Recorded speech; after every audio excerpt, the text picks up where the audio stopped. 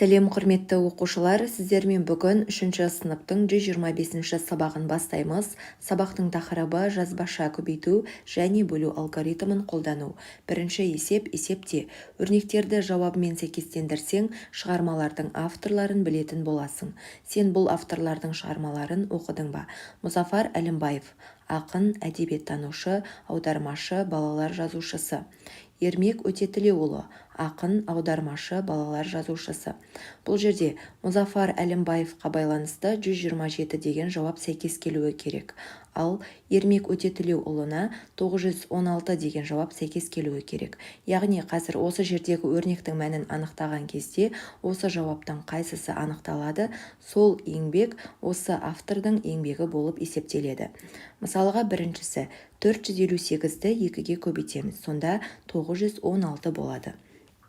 Бұл жерде 916 деген жауап Ермек Өтетілеуұлының еңбегі. Олай болса, бұл жердегі Баластан деген кітап Ермек Өтетілеуұлының шығармасы болып есептеледі. Келесі құстардың тойында деген кітап, бұл 522-ден 395-ті азайтқанда 127 деген жауап шығады. Олай болса, Мұзафар Әлімбаевтың шығарған еңбегі болып есептеледі. Енді келесі. Бұл жерде Айбат әліппе деген кітап. 513-ті 403-ге қосамыз, сонда 916 деген жауап шығады. Олай болса, Ермек Өтетілеуұлының шығарған еңбегі болып есептеледі. Келесі, біліп қой балақай дейді. 229-дан 102-ні азайтқанда 127 деген жауап шығады. Олай болса, бұл біліп қой балақай деген Мұзафар Әлімбаевтың шығарған кітабы екен. Келесі, жұмбақ. Бұл жерде 381-ді 3-ке бөлеміз, сонда 127 деген жауап шығады. Олай болса, бұл Мұзафар Әлімбаевтың шығарған еңбегі екен. Келесі 1084-ті азайтамыз, сонда 916 деген жауап шығады. Олай болса, бұл жануарлар, спортшылар деген кітап Ермек Өтетілеуұлының шығармасы екен. Келесі екінші есеп, өрнектер бойынша есептер құрастыр. А есебі 15 теңгеден 3 дана қалам алды, 23 теңгеден 4 дана сызғыш алды. Барлығына қанша теңге төледі? Бірінші қаламның жалпы бағасын анықтап алу керек.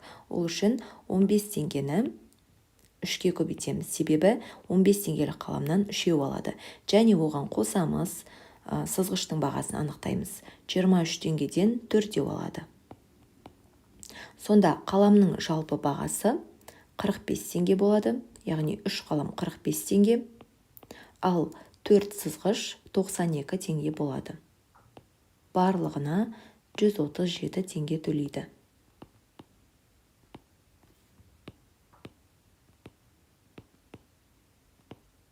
Келесі ә есебі, қуыршақтың бағасы 458 теңге, топтың бағасы 23 теңге, машинаның бағасы 362 теңге. Барлығына қанша теңге төленді?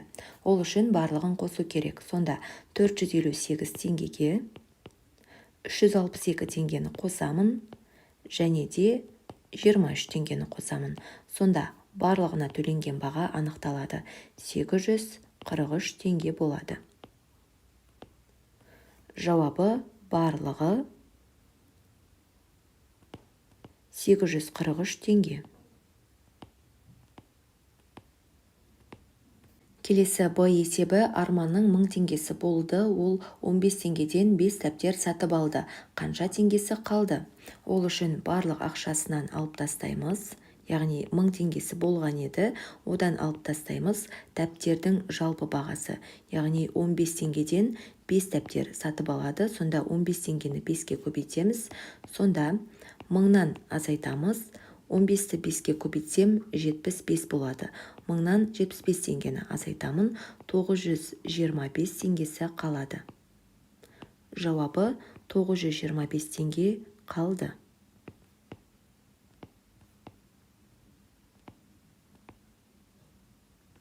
Келесі В есебі, 191 теңгеден 5 дана ермексаз алды, және 23 теңгеден 6 дана дәптер алды. Ермексаздың жалпы бағасы дәптердің жалпы бағасынан қанша теңгеге артық? Ол үшін 191-ді 5-ке көбейтеміз. және одан азайтамыз дәптердің бағасын, яғни 23 теңгені 6-ға көбейтеміз. 191-ді 5-ке көбейтсем 955 теңге болады. Және одан азайтамын, 23-ті 6-ға көбейтем, 138 теңге болады. Қанша теңгеге артық екендігін анықтау үшін бір-бірінен азайтамын, сонда 817 теңге артық екен.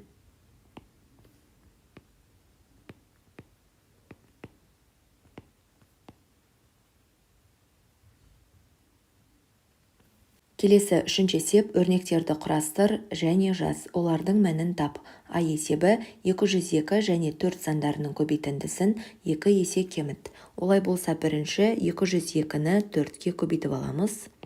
Осының шыққан мәнін 2 есе кемітеміз. Сонда 202-ні 4-ке көбейтсем 808 болады. Оны бөлемін 2-ге. Сонда тең 404 болады. Келесі ә есебі 210 және 540 сандарының қосындысына 160 және 2 сандарының бөліндісін қос дейді. Олай болса бірінші 210-ға 540-ты қосып аламыз. Және оған қосамыз 160 пен 2-ның бөліндісін. Бірінші жақшаларды орындап аламыз. Сонда 210-ды 540-қа қоссам 750 болады. Және оған қосамын 160-ты 2-ге бөлсем 80 болады. Екеуін бір-біріне қосатын болсам 830 болады. Келесі Б есебі 770 және 10 сандарының бөліндісін 7-ге кеміт дейді. Олай болса бірінші 770-ті 10-ға бөліп аламын. Осы шыққан мәннен 7-ні азайтамын. 770-ті 10-ға бөлетін болсам 77 болады. 77-ден 7-ні азайтамын. Сонда тең 70 болады. Келесі В есебі 500 және 65 сандарының айырмасын 5 есе кеміт. Бірінші 500-ден 65-ті азайтып аламын. Және осы шыққан мәнді 5-ке бөлу керекпін. 500-ден 65-ті азайтсам 435 болады. Оны 5-ке бөлеміз. Сонда тең 87 болады. Келесі Г есебі 345 және 325 сандарының қосындысынан 125-ті азайт дейді. Сонда бірінші 345-ке 325-ті қосып аламыз.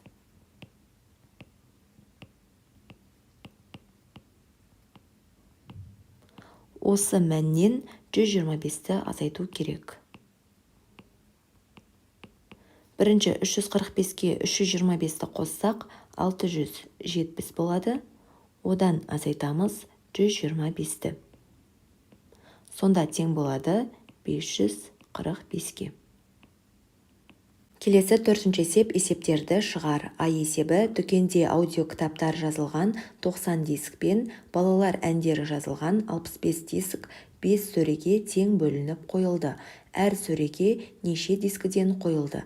Бірінші, барлық дискінің санын анықтап алу керек. Сонда 90 диск пен 65 дискті қосып аламыз.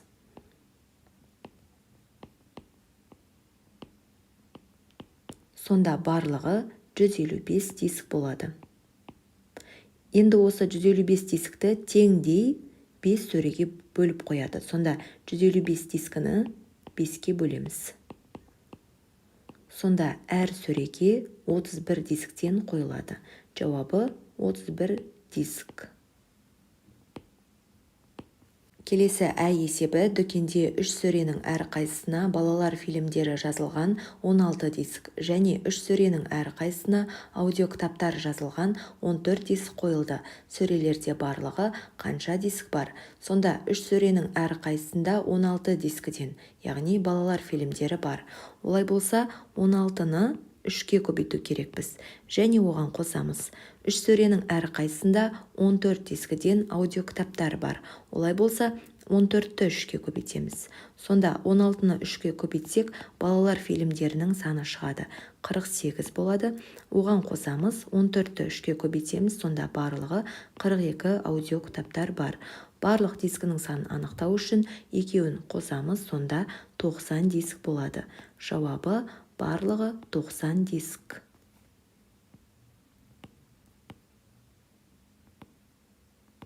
Келесі 5-ші есепте бұл жердегі өрнектерді амалдар бойынша орындау керек.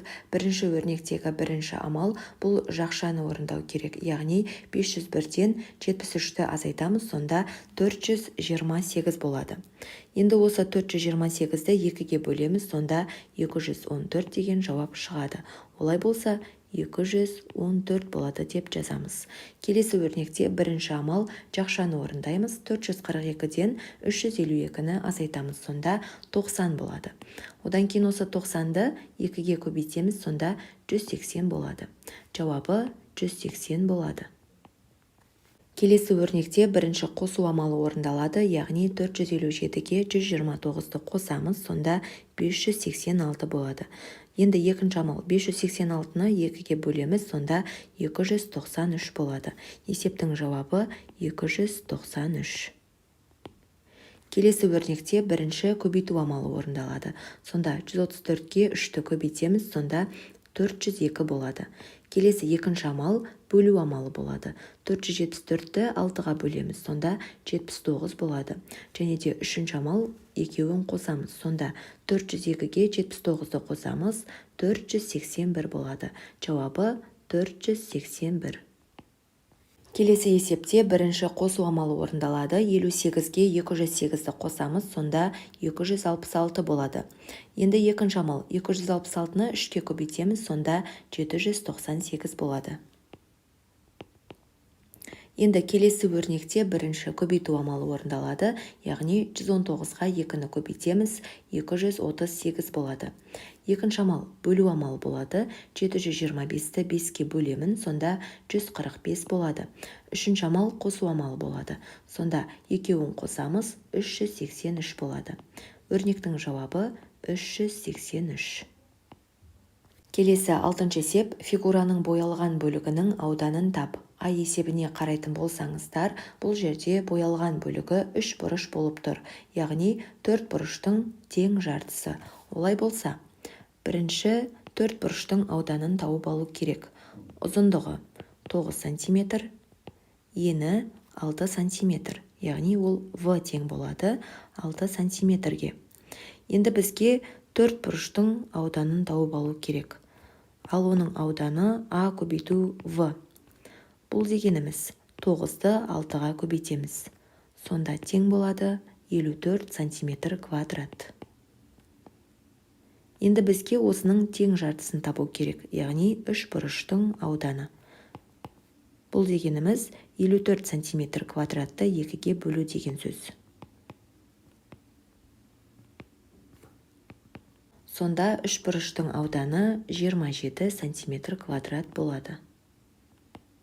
Келесі ә есебі, бұл жерде шаршы берілген, оның қабырғасы 6 см. Боялған бөлігі, яғни осы шаршыны 4-ке бөлгенде соның 2 бөлігін алып тұр. 2 бөлігі дегеніміз шаршыны тура 2-ге бөлген деген мағына. Олай болса, бірінші ауданын тауып алайық, сонда ол А квадрат болады. Бұл дегеніміз 6-ға 6-ны көбейту деген сөз, сонда 36 см квадрат болады. Енді бізге боялған бөлікті анықтау керек. С боялған деп қоямыз. Олай болса, 36-ны 2-ге бөлеміз. Сонда тең 18 см квадрат болады. Келесі 7-ші есеп, есепті шығар. Есептің сұрағына жауап беру үшін саған қандай деректер қажет екенін анықта. Балабақшаға сыйлау үшін әр топта 5 ертегі, 7 жануарлар туралы кітап және 20 бетбелгі сатып алынды. Егер сыйлық 9 топқа жасалған болса, барлығы қанша сыйлық сатып алынды? Бірінші бір топты анықтап алу керек. Бір топқа 5 ертегі және 7 жануарлар туралы кітап және де 20 бетбелгі алынды. Бұл енді бір топқа жасалғаны, осындай 9 сыйлық жасау керек, яғни 9 топқа. Олай болса, 9-ға көбейту керекпіз. Сонда бір топқа жасалғаны 27, 32 болады, 32. Және де бізге осының 9-ы керек, сонда барлығы 288 сыйлық болады? Жауабы 288 сыйлық.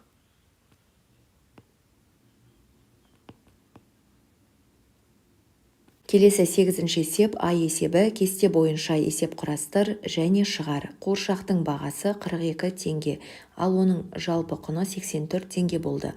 Ал ойыншық машинаның бағасы 29 теңге, оның жалпы құны 87 теңге болды. Сонда қанша қуыршақ, қанша ойыншық машина сатып алады және олардың жалпы саны қанша? Соны анықтау керек. Ең алдымен қуыршақтың санын анықтап аламыз. Яғни оның жалпы құны 84 теңге болды, оның бағасына бөлеміз. Сонда бір қуыршақтың бағасы 42 теңге. Сонда 84 теңгеге біз 2 қуыршақ алған екенбіз. Енді оның жанына қуыршақ деп жазып қоямыз. Ойыншық машинаның санын анықтау үшін 87-ні оның бағасына бөлеміз, яғни 29 теңгеге. Сонда 3 ойыншық машина сатып алады екен. Енді бізге жалпы ойыншықтардың санын анықтау керек, ол үшін 2-ге 3-ті қосамыз. Сонда жалпы ойыншықтың саны 5 ойыншық болады. Жауабы 5 ойыншық.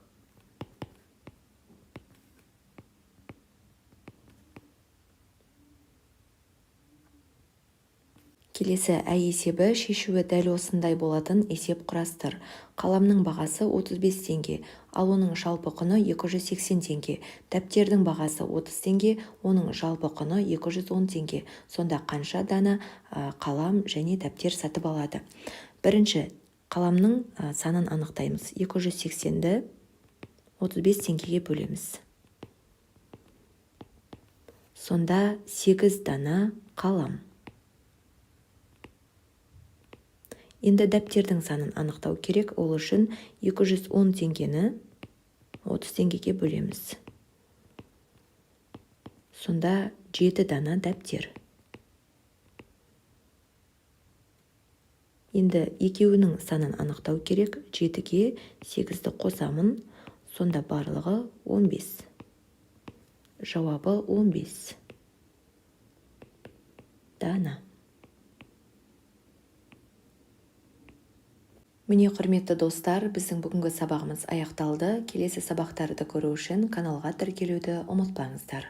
Сау саламатта болыңыздар.